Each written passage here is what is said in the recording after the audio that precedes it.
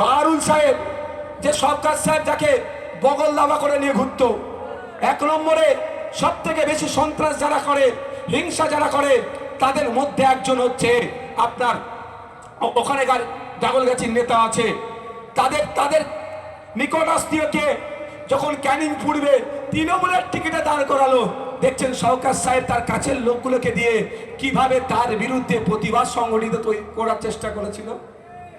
একে নিয়ে কাজ করছে, একে যখন আবার তার দলেরই তো টিকিটে দাঁড় করাচ্ছে, তখন এর গোসা হয়ে যাচ্ছে। মানে স্বার্থের জন্য একটা কদম চলবে না এই ক্যানিং পূর্বের নটোরিয়াসটা।